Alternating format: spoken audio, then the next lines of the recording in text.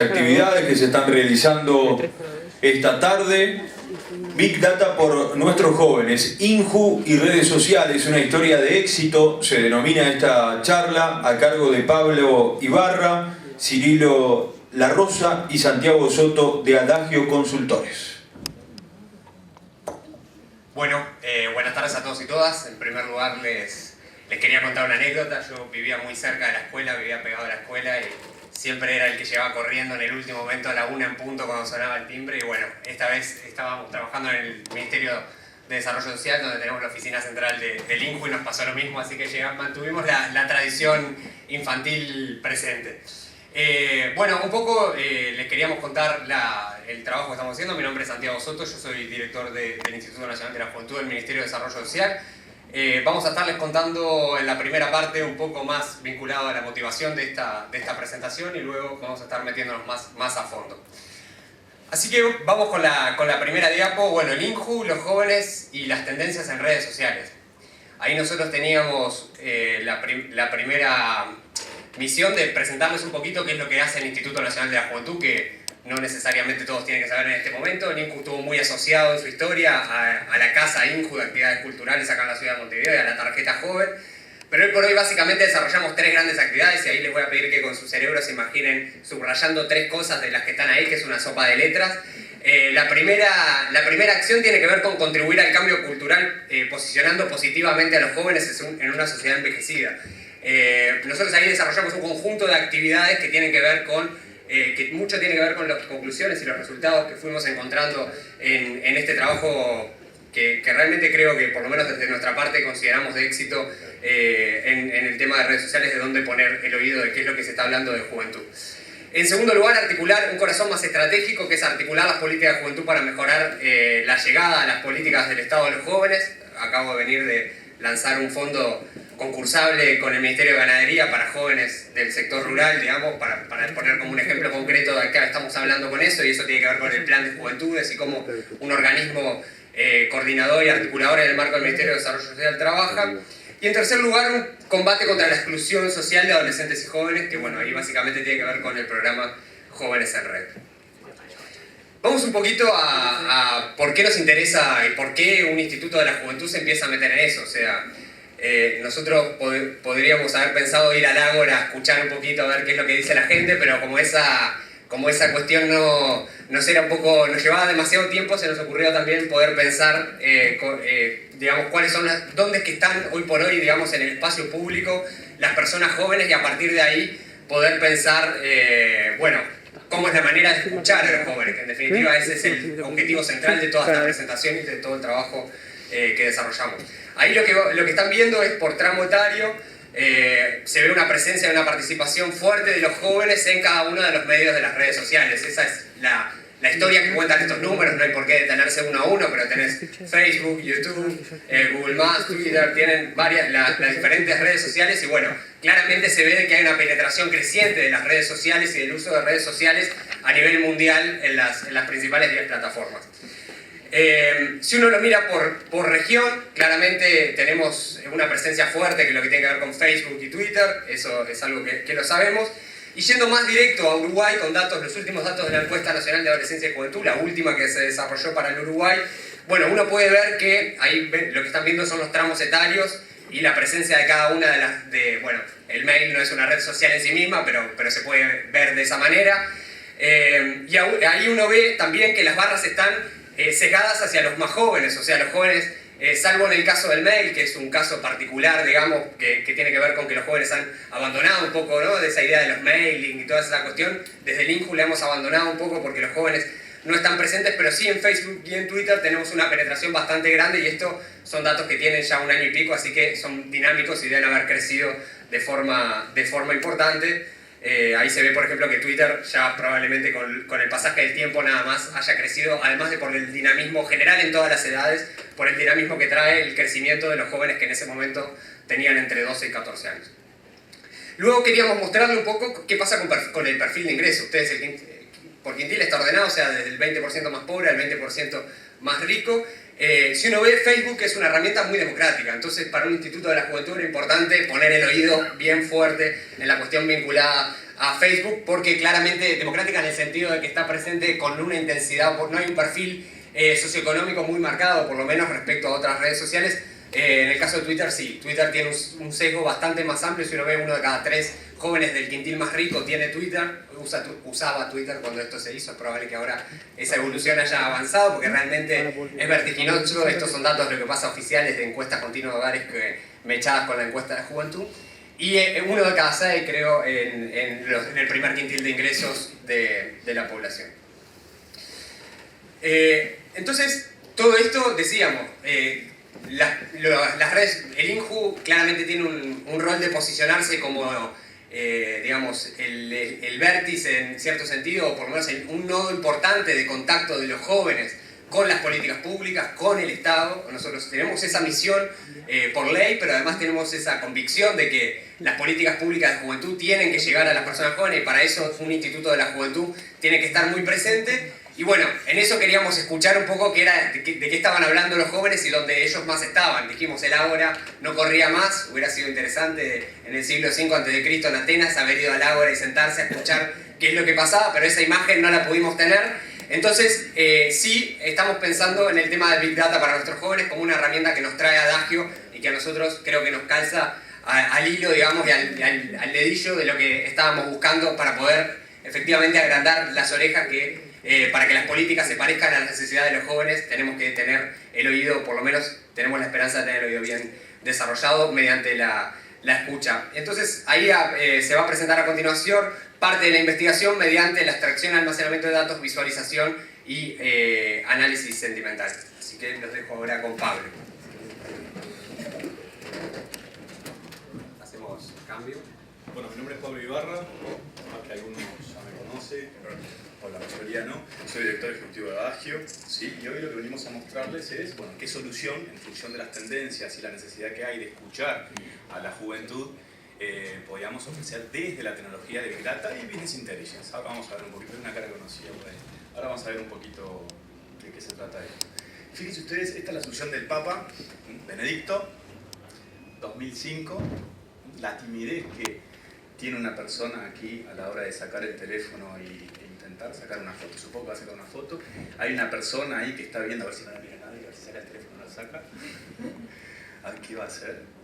Otra persona allá que está mirando al fotógrafo como algo raro, ¿sí? Anecdótico. Vamos a ver que ustedes empiecen a pensar qué pasa hoy en el 2015, cuánto ha cambiado. Vámonos al 2013, ¿no? A la asunción del Papa Francisco. Miren la diferencia.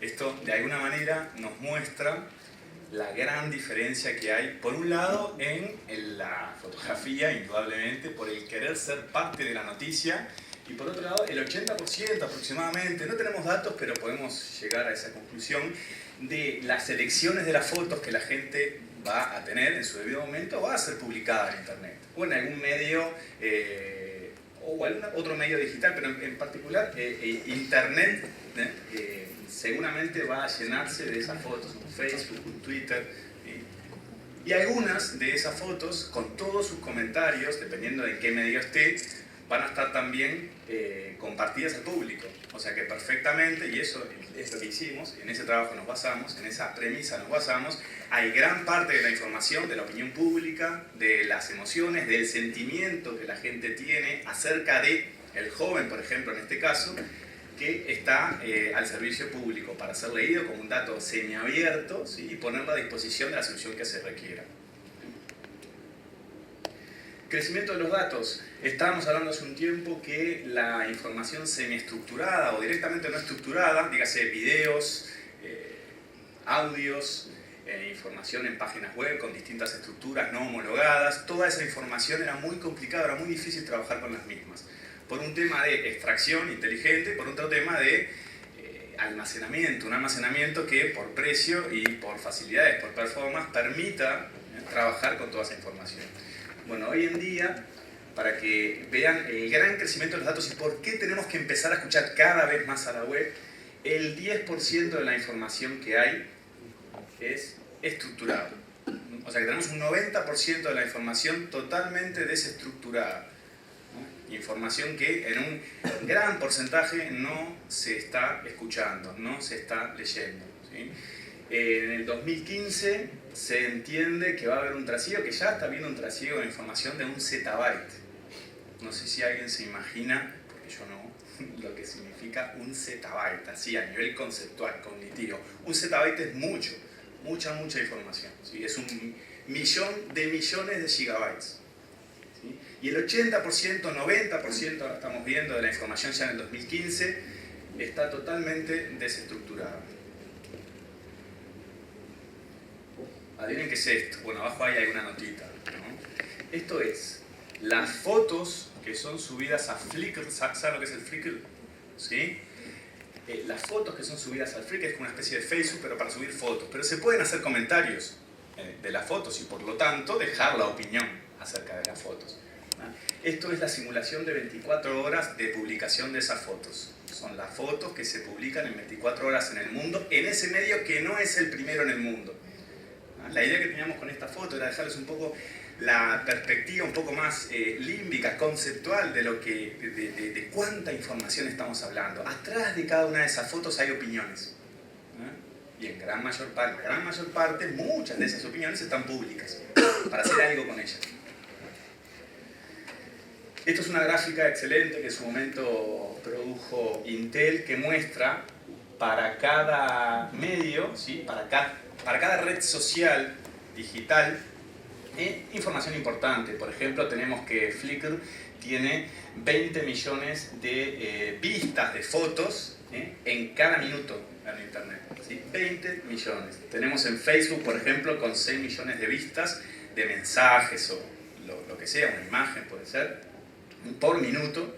En Google, más de 2 millones de búsquedas, de consultas, información que también de alguna u otra manera se puede empezar a deducir. Bueno, Amazon, LinkedIn tienen 100 cuentas en cada minuto que se están creando. Y por otro lado, ahí me gustaría destacar, porque esta página es muy rica, me gustaría destacar esto que está acá, ¿no? En el 2013, no estoy viendo mucho, ¿no? En el 2013, el número de dispositivos que hay en la red, el número de dispositivos que había en la red era aproximadamente igual a la cantidad de población en el mundo, la cantidad de gente en el mundo. En el 2015, el número de dispositivos que hay en la red duplica, en solo 2 años, duplica la cantidad de gente en el mundo. Ahí tiene Sandra de Carlos 2 dispositivos, ¿y por qué no sacaste el resto? Seguramente. Bueno, ¿qué es Big Data? ¿Todos trabajaron? ¿Alguno trabajó con tecnología Big Data? ¿Sí? ¿Redes sociales? ¿Quién de ustedes no ha trabajado, no ha colgado algo en Facebook, en Twitter? ¿Sí? Somos tímidos, pero seguramente todos nosotros hemos hecho algo. Los 4 pilares Big Data, un poco para sincronizar diccionarios. O sea, estos 5 pilares, porque este es un pilar que se ha agregado últimamente, y ya hay un consenso entre inteligencia de negocios y Big Data de que este pilar tiene que estar, el valor. Ahora vamos a ver lo que significa. Estos pilares tienen que estar siempre presentes en una tecnología, por lo tanto en un problema, en la solución de Big Data. ¿Sí?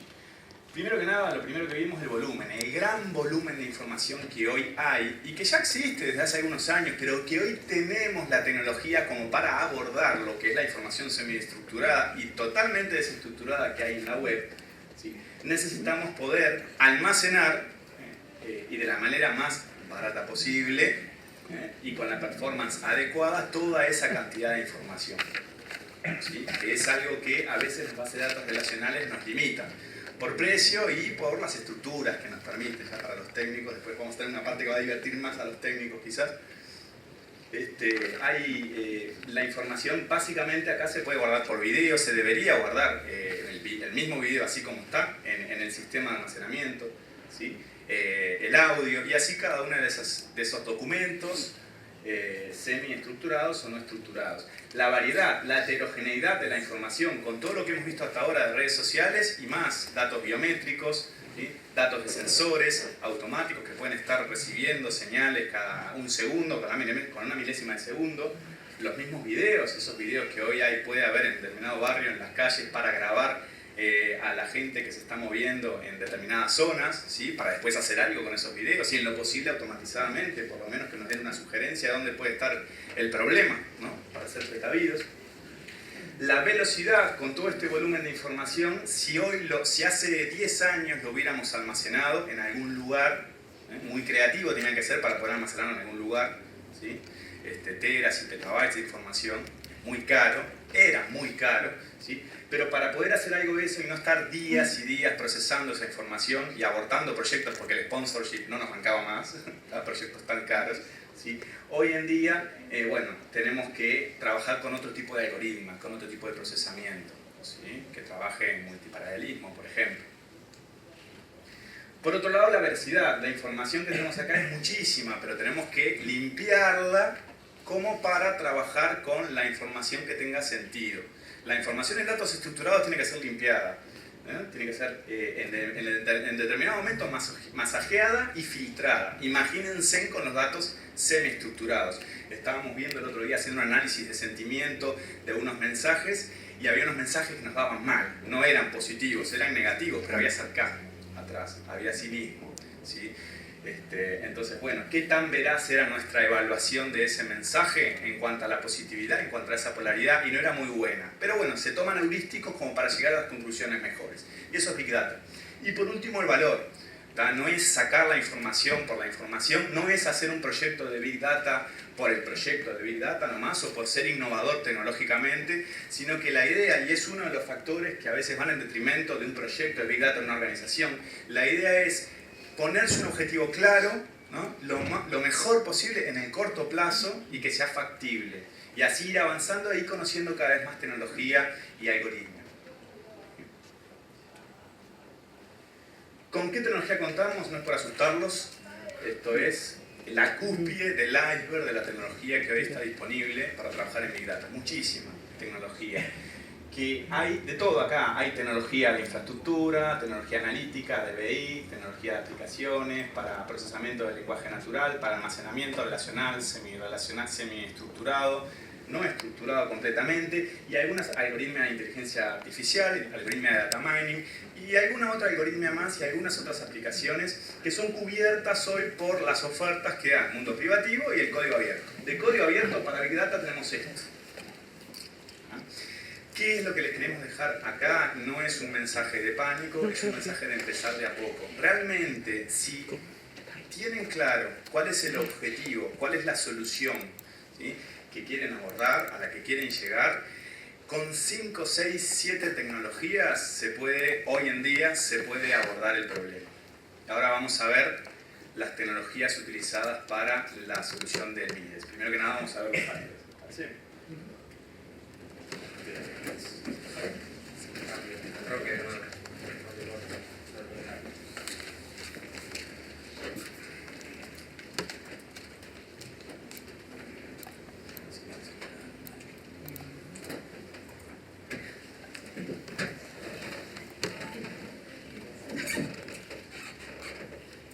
Bien, ahí tienen el panel, sí, ahí mejor con el micrófono, igual soy medio gritón, me escuchan de todas formas. Bueno, ahí tienen el primero de los paneles que se construyeron para esta actividad. Un poco, insisto, con el concepto, nuestra idea era un concepto de oreja, de tener la oreja bien abierta para poder escuchar y bien grande para poder escuchar dónde es que ocurrían las cosas. Ahí lo que están mirando en el panel que está señalando Cirilo, en primer lugar, es la ocurrencia de las cuestiones vinculadas a juventud en redes sociales. Están viendo arriba ese grafiquito y cómo eso también ha tenido un impulso bastante grande en los últimos meses. Eso tiene que ver con cómo va entrando el tema juventud. Es el primer indicador que nosotros queremos tener y que además lo queremos tener en tiempo real. Ahí Cirilo seleccionó solamente en el último tiempo, ahí tocando actualizar, se reconfigura y se ve en qué lugares se está conversando de la temática juventud. O sea, volviendo a la imagen del Ágora, lo que estamos viendo es cuántas personas en el Ágora empezaron a hablar de juventud y en particular cerca de qué kioscos se empezó a hablar de ese tema, que era una de las preocupaciones centrales que teníamos como INJU para tener esta información en tiempo real para la utilización para la toma de decisiones en términos comunicacionales. Abajo aparecen, si quieren, y ahí va señalando también Cirilo, cuáles son los posts vinculados a eso y qué penetración tienen en términos de de alcance y en términos de me gusta que tienen. Bueno, ahí se puede entrar a cada uno de los posteos dentro de cada uno. Ahí no sé bien cuál fue que seleccionó, pero... Ahí va, exacto. Dentro de eso vemos ahí cuál es el posteo que empieza a hablar de la temática. Ahí al costado lo que tienen a la derecha es el Twitter de Inju y lo que va apareciendo, no mucho más que eso, pero digamos, esta es la primera, la primera señal que nosotros queríamos tener y que es la primera vez que un instituto de la juventud puede contar desde el panel de mando, digamos, de dirección y sobre todo desde el equipo de comunicación que es quien más lo utiliza, con un oído de dónde se está hablando de la temática juventud. Pasamos al siguiente.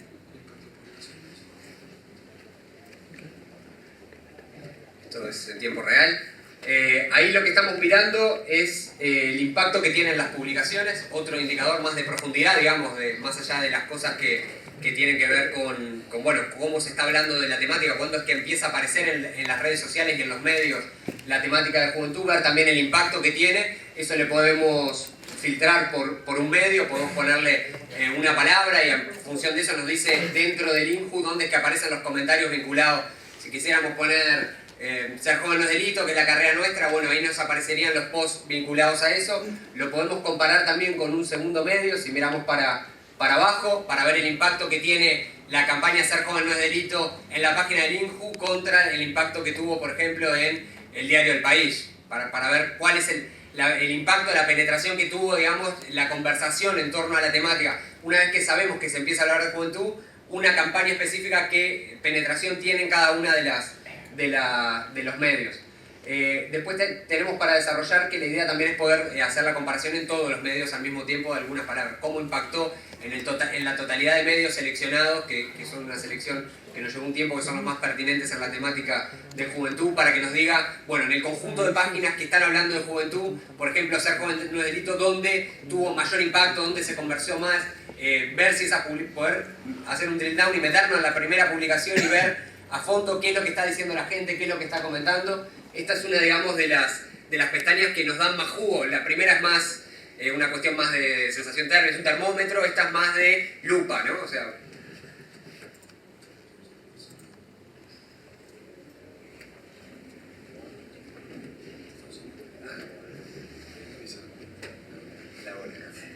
bien. El tercer panel, que para nosotros era un panel súper importante y súper impactante, de los cuales seguro vamos a poder conversar mucho durante mucho tiempo. Nosotros desde el instituto, como les decía al principio, uno de nuestros ejes centrales tenía que ver con posicionar a los jóvenes desde un lugar positivo en la sociedad.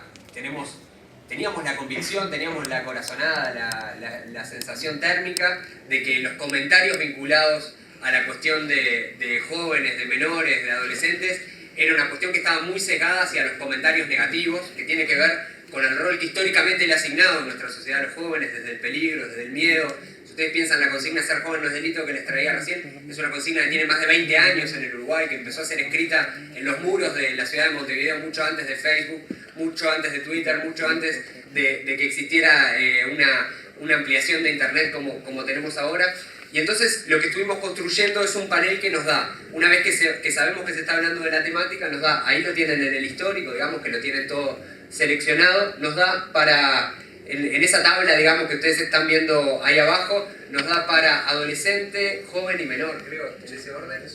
Perdón, menor es el primero, joven el segundo y adolescente, y construimos un catálogo, digamos, de palabras que tienen que ver con conceptos positivos y negativos, y vimos el impacto, digamos, cuán fuerte es la asociación que tienen esos conceptos. Y si uno ve, por ejemplo, por primera vez, insisto, un instituto de la juventud puede ver que en los comentarios de un largo periodo de tiempo, los comentarios donde sucede la palabra menor, suceden cosas muy negativas, y eso sucede con una importancia muy profunda. Donde es joven sucede menos, pero también sucede con una importancia muy profunda. Y si uno ve en el conjunto, digamos, por ejemplo, de los que ahí tienen la negatividad 15%, o sea, estamos hablando de que hay una negatividad bastante fuerte, uno cada 6 comentarios más o menos, que tienen que ver con la temática de juventud en todo su sentido, juventud, adolescencia. O sea, para nosotros esto es impactante y además poder seleccionar y ver si cuando explotan las noticias de juventud explotan en negatividad o en positividad, que lo podemos seleccionar ahí en el panel. Si uno selecciona ya más a la derecha, actualiza un periodo más corto, por ejemplo, podríamos seleccionar en las últimas semanas a ver qué es lo que está sucediendo. O sea, podemos ver si está explotando la temática de juventud, dónde está explotando esa temática de juventud, y si esa temática de juventud requiere intervenciones comunicacionales que tienen que ver con reposicionar los temas vinculados a los temas que nosotros consideramos más positivos o más negativos, de acuerdo al catálogo o informales y formales. Tenemos ahí una clasificación que armamos, que no los queremos aburrir, pero les podemos explicar en mayor detalle. Luego tienen ahí el gráfico más de concurrencia, digamos, de las palabras. Son el conjunto de los conceptos que clasificamos en esas categorías que teníamos en la primera tabla. Los tenemos ordenados de a uno, puestos vis a vis, ¿no? O sea, la diagonal es uno, ¿no? O sea, es uno contra el otro. Sí, llegan a ver las palabras. No sé. Y tenemos delito, rapiña, hurto, amigo, familia, amor. Tenemos palabras vinculadas a lo positivo o negativo, que tecnología, innovación, cosas que en general de nuestra experiencia de trabajo en comunicación, el equipo de comunicación construyó un catálogo de palabras que le parecía razonable, que además testeamos y vimos cuán robusto más o menos podía ser, que tiene que ver con la temática de juventud, que tenía sentido ver la concurrencia de esas cosas. Esto lo podemos ordenar también por frecuencia, por ejemplo, dónde es la concurrencia que sucede más. Por ejemplo, ahí tenemos muchas cosas vinculadas a familia, que es la que tiene más peso, pero luego podemos ver cómo se relaciona. Ahí en salud es la segunda fila, y tenemos para todas las columnas cómo ocurren esas palabras. Uno puede seleccionar ahí, por ejemplo, salud y familia. Si uno lo seleccionara ahí y hiciera clic, abajo le va a aparecer otras palabras que no necesariamente estaban en el catálogo que nosotros construimos, pero que tiene sentido ver la frecuencia. Abajo del todo tiene sentido ver la frecuencia de concurrencia de esa palabra con otras que suceden de forma importante. O sea, estamos hablando que nos está dando un toco de información que hasta ahora para nosotros eran impresiones, corazonadas, etcétera, pero que ahora no solamente confirmamos una hipótesis que me parece que estuvo muy vigente en la discusión de la temática juventud, sobre todo el año pasado, lo que fue la campaña de Nora Baja también, más allá de la postura que tenga cada uno, sin lugar a dudas suscitó un debate sobre el rol de los jóvenes, los menores, los adolescentes en la sociedad. Ahora tenemos un instrumento para ver y además ver en tiempo real cómo es la evolución de esa discusión en las redes sociales, que, insisto, obviamente tienen un sesgo de que quienes comentan, a veces los comentarios ácidos están sobrevalorados en las redes sociales y tienen una presencia mayor, pero bueno, tiene que ver con lo que va produciendo como discurso la sociedad en una base informacional que realmente no creo que ningún director anterior de INJU haya podido imaginarse que se podía trabajar con tanta información, porque realmente es una cosa muy novedosa que tiene que ver con las herramientas que Adagio nos puso arriba de la mesa para la cuestión de Big Data. Por último, les vamos a mostrar el grafo social nuestro. Acá lo que tenemos es el grafo de fanpage con las que interrelaciona el instituto. Ahí, a ver, tenemos una comunidad cercana de gente y tenemos algunas páginas un poco más lejanas. Creo que la principal conclusión, que todavía no lo corregimos porque terminamos esta presentación y todavía no hemos tomado todas las decisiones que hay que tomar en función de las cosas que estamos en proceso de implantación, de las decisiones que estamos tomando en torno a la herramienta cuando está más validada. Estamos sesgados hacia las páginas de rockeros, de sectores socioeconómicos más altos, lo admitimos. Es una cosa que en nuestro grafo social estamos más cerca. La fanpage de INJU, que tiene un alcance bastante grande y sobre todo una tasa de interacción muy grande para lo que son las páginas del Estado. Eso lo puedo decir con tranquilidad porque me precedió al director anterior, digamos, así que no estoy haciendo propaganda de mi gestión. Quédense tranquilos que estamos nada más valorando lo que ha avanzado y lo que ha acumulado como institucionalidad en Uruguay estos 20 años de sello INJU. Y bueno, ahí Cirilo les mostraba un poco, cuando uno seleccionaba uno de los nodos, ver cuáles son los nodos más cercanos en esa red en los que está. Y bueno, tenemos que tomar claramente acciones que nos acerquen en el grafo a otros temas sobre los que están hablando y sobre los cuales los jóvenes están indicando me gusta, están compartiendo, están comentando. Bandas más vinculadas a lo tropical, por decir de alguna manera, a la cumbia. Nos faltan las bandas también de cumbia macheta, como le dicen los jóvenes ahora, ¿no? Nos falta marama, nos falta... Ahí te mira como diciendo, Claro, ahí va, nos están faltando muchas de las cosas que... Pasa que el reja en el principio porque era negativo, la verdad. El reja quedaba mal la palabra. Pero bueno, ahí nos falta, vamos a estar tomando algunas decisiones para ampliar un poco la comunicación que tenemos desde nuestra fanpage para llegarle a otros círculos. Ahora la idea era un poco mostrarles en el Gephi, no sé de ahí Cirilo si quieres tomar la palabra. Sí.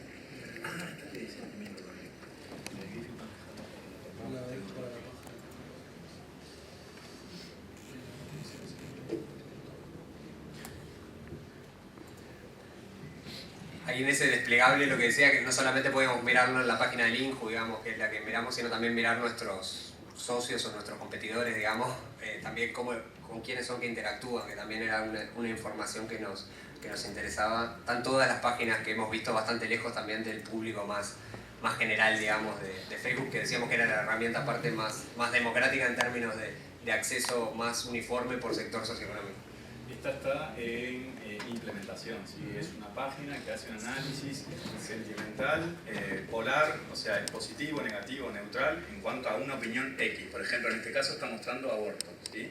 El problema que hay en Uruguay y en Sudamérica, en los países de habla hispana, es que la gran mayor parte de la investigación en cuanto a los diccionarios de información, en cuanto a los diccionarios de datos, sinónimos, parónimos y todos esos conjuntos, grupos de palabras que de alguna manera categorizan una palabra en sí. Por ejemplo, árbol debería ser lo mismo emotivamente que árboles, arbolitos, árbol escrito con V, con B corta, árbol escrito sin tilde, con doble L, con H, decía Sonia, ¿sí? Eso ocurre y cualquiera puede tener una falta ortográfica en Facebook, y más hoy, creo que hay más que antes. Bueno, ese tipo de errores deberíamos considerarlos y en eso estamos, ¿sí? Después hay palabras que son más emotivas que sentimentales. Lo sentimental es negativo, positivo, neutral. Lo emotivo es alegría, rabia, ira, satisfacción, plenitud y así un conjunto de emociones que están comúnmente relacionadas también con un comentario, ¿sí? Entonces, en referencia a el aborto, podríamos hoy estar contando para una fecha determinada qué emoción o emociones y qué sentimiento hay y en qué parte de Uruguay si estuviera la location, si estuviera la ubicación de la persona, de acuerdo, por ejemplo, si utiliza Twitter. Dependiendo de la red social digital, son más o menos solidarios, digamos, para este tipo de análisis. Nos comparten más o menos información. Un poco queríamos mostrar por dónde iba esa implementación. No sé si queremos.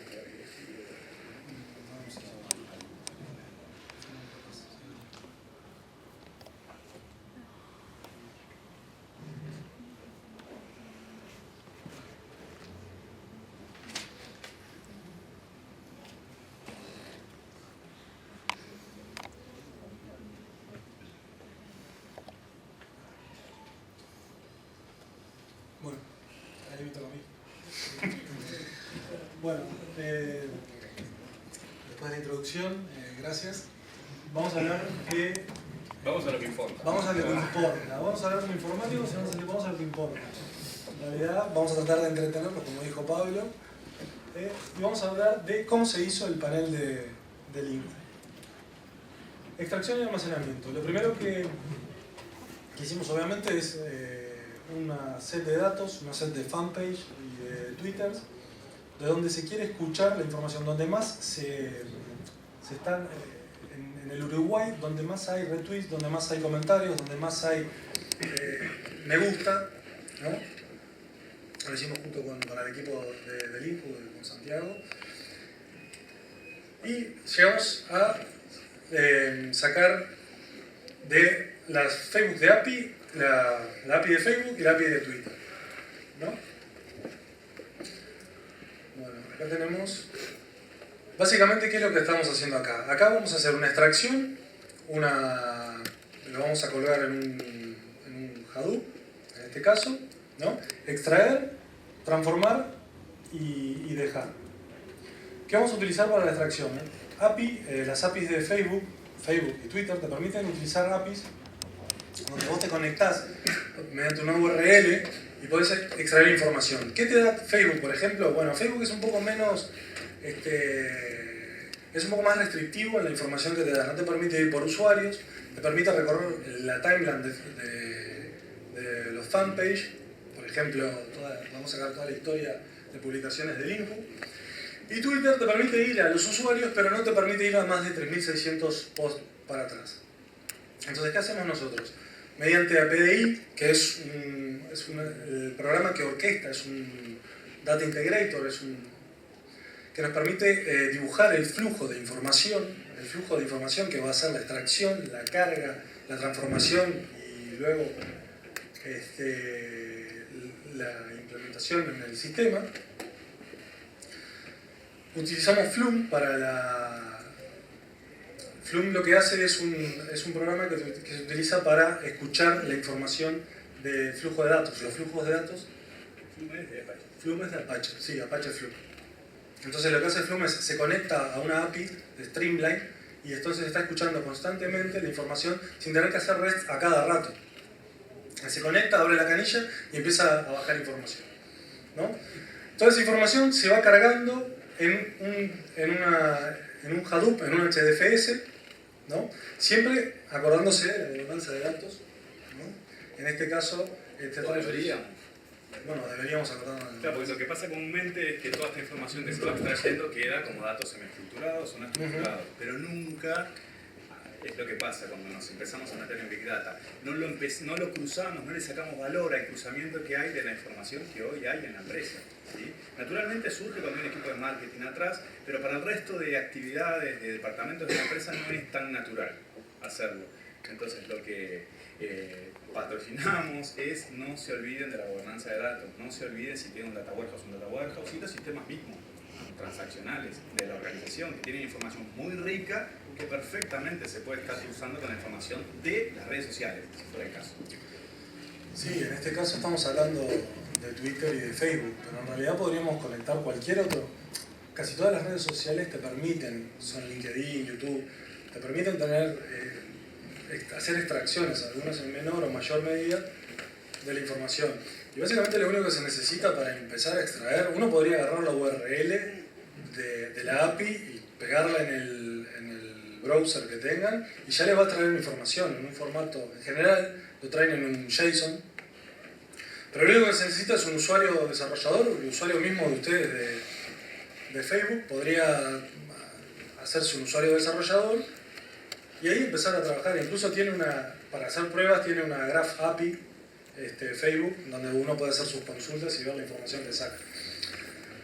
Entonces, PDI lo que hace es dibujamos el flujo de información, les pasamos la URL, ellos lo descargan, se parsea, se carga en un Hadoop, después en línea, esto puede ser tanto obviamente con el Flume se hace en línea, con el otro se hace el incremental.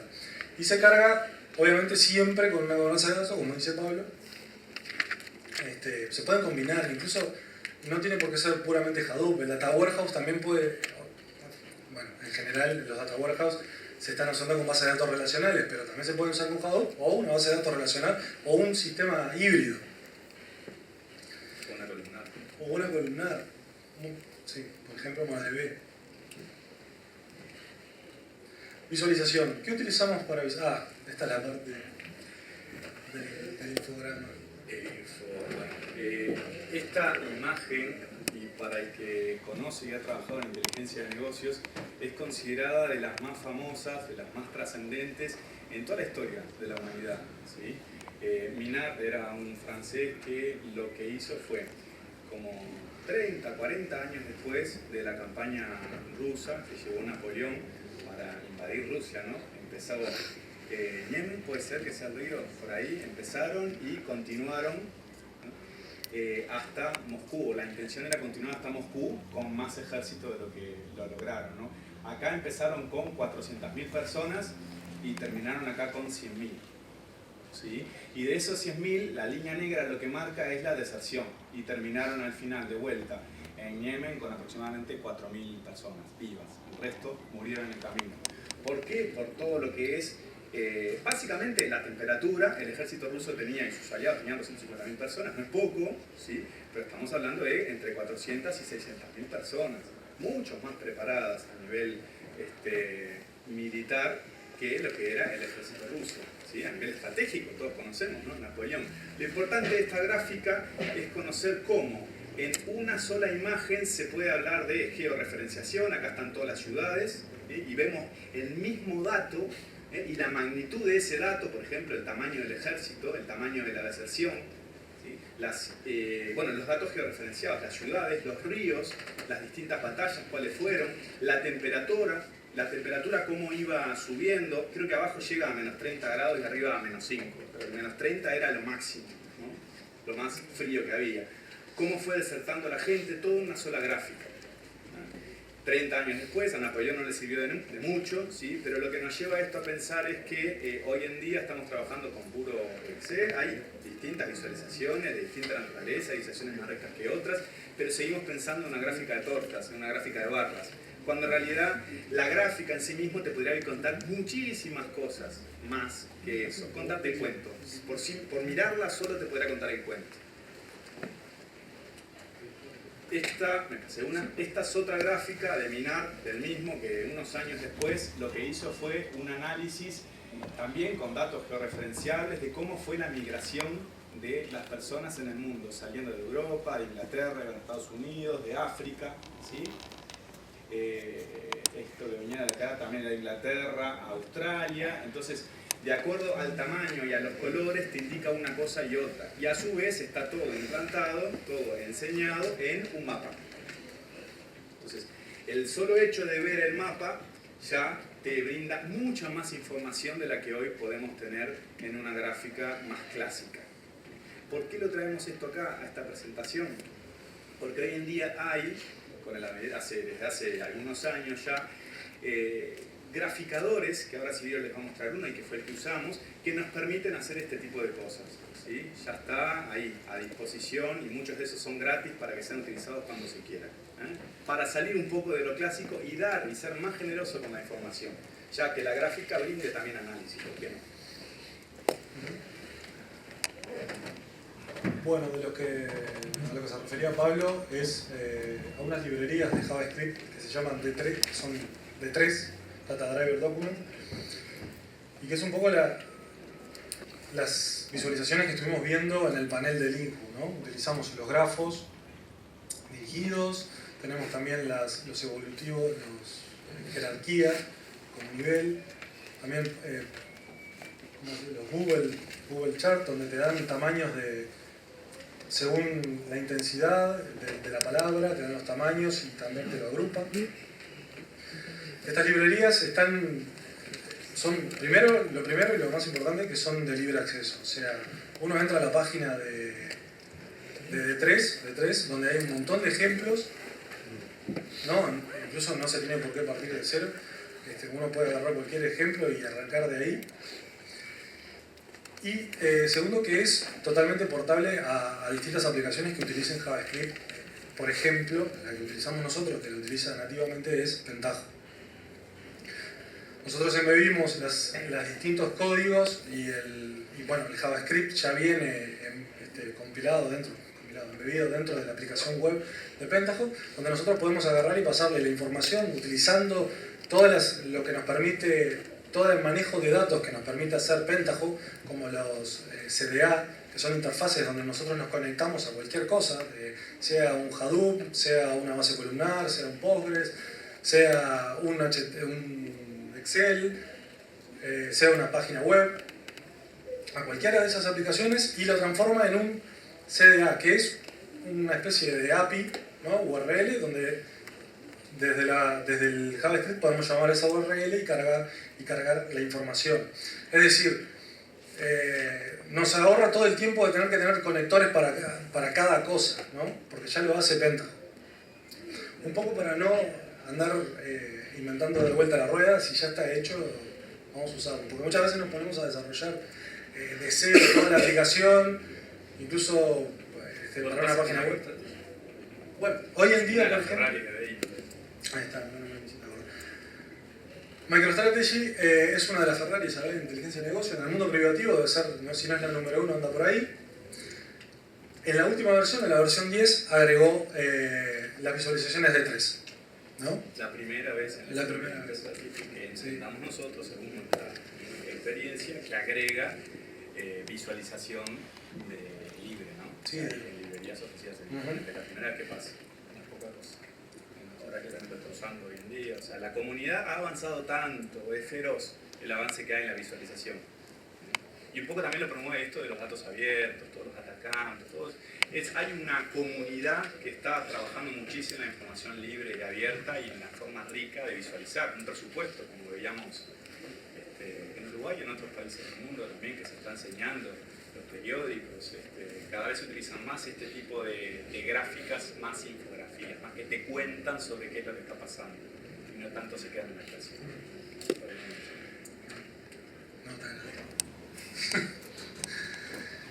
Bueno, otra visualización es esta herramienta cliente, que el análisis que se utilizó para el INJU del grafo social fue hecho en esta herramienta que se llama Gephi, que lo que nos permite es importar información de manera...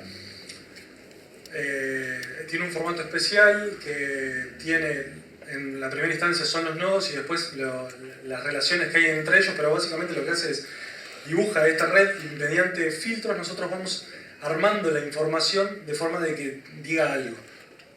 Entonces tenemos clases como modularidad, ¿no? Que lo que hace es nos separa por afinidad y por otros parámetros en distintos grupos o colores las distintas fanpages que hacen me gusta o que son amigos de tu fanpage, ¿no? Acá fue que se dieron cuenta de que estaban sesgados.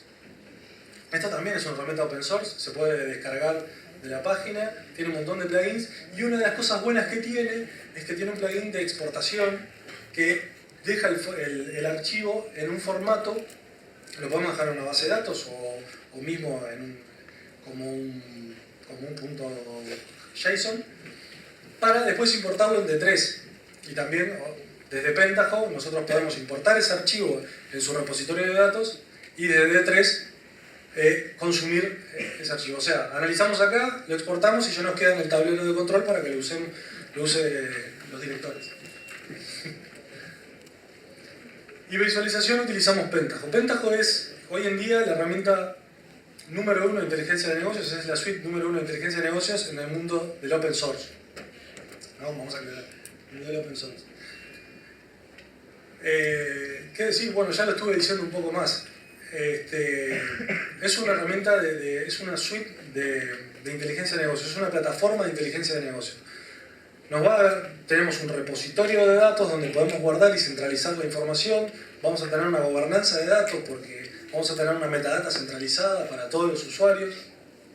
No van a ser Excel desperdigados por distintas carpetas o bueno, lo que pasa muy seguido, sino que va a estar en un repositorio con claves de acceso, con roles de acceso, donde aparte de paneles de control, que es la parte que está más bonita, también tenemos herramientas de análisis, donde podemos tomar drag and drop, o sea, arrastrar y dejar y armar nuestros reportes, que el usuario final los puede hacer perfectamente porque es el que ha usado tablas dinámicas, le va a resultar muy fácil.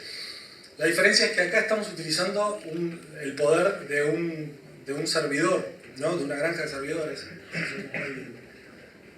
Sí, tenemos para eso. Que es mucho mejor que utilizar la memoria de tu máquina para hacer... Porque estamos hablando acá de millones de datos, ¿no?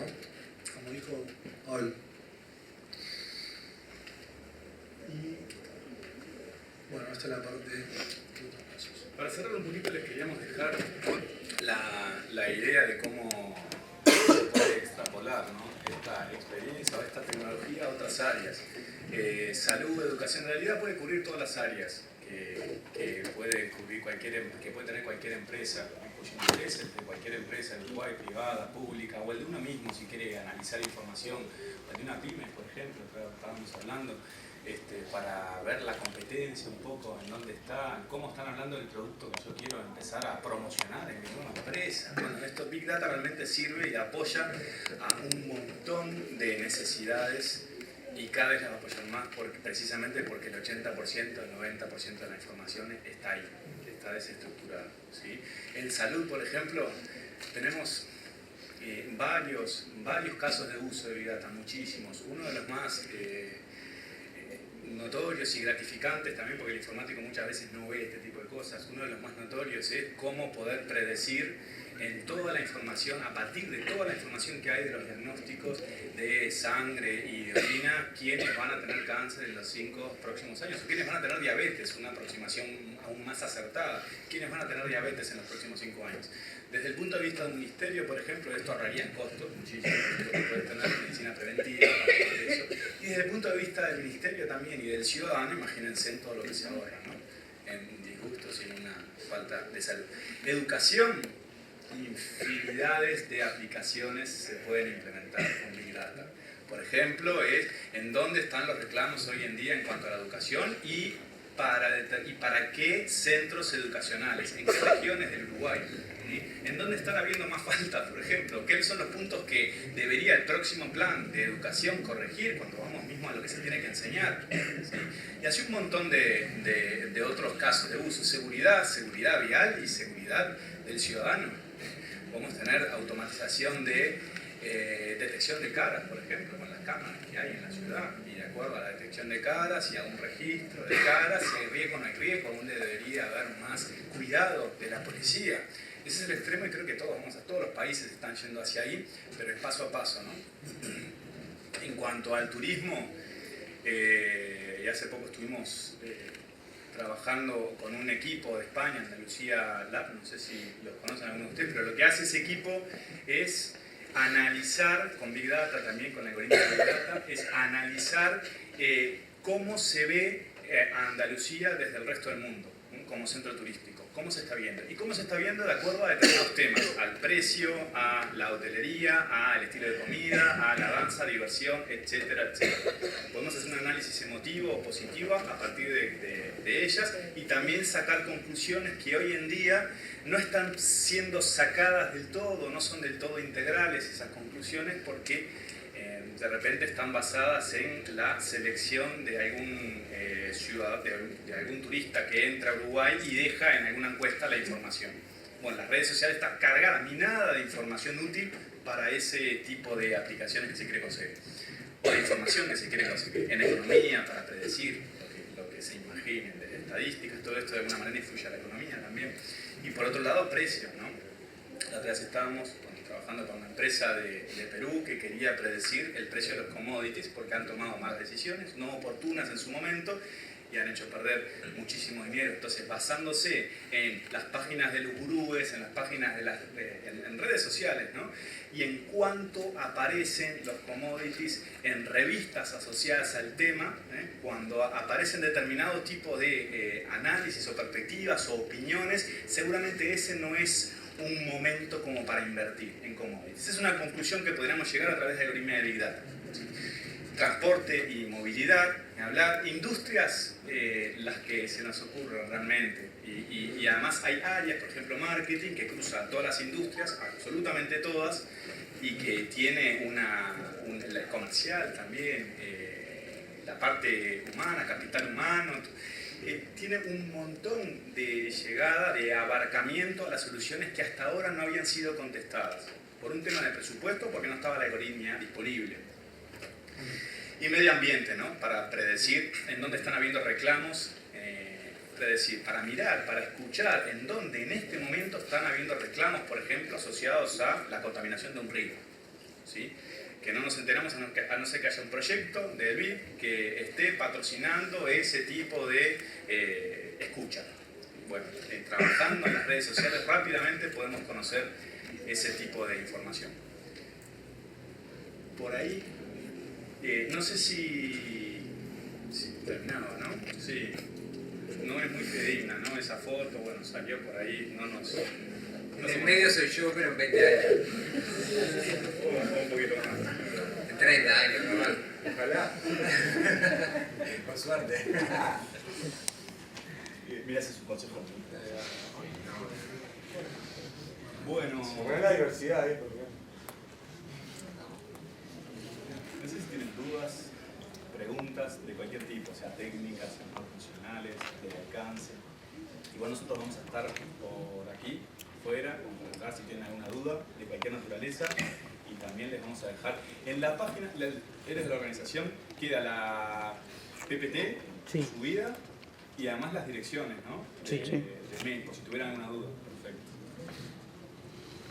Bien, perfecto. Entonces les pido un fuerte aplauso, ya que van a estar por aquí. Si tienen alguna consulta, se la pueden hacer. Agradecemos a Pablo Ibarra, Cirilo La Rosa y Santiago Soto, que nos hablaron de Big Data por nuestros jóvenes, Inju y redes sociales, una historia de éxito. Gracias.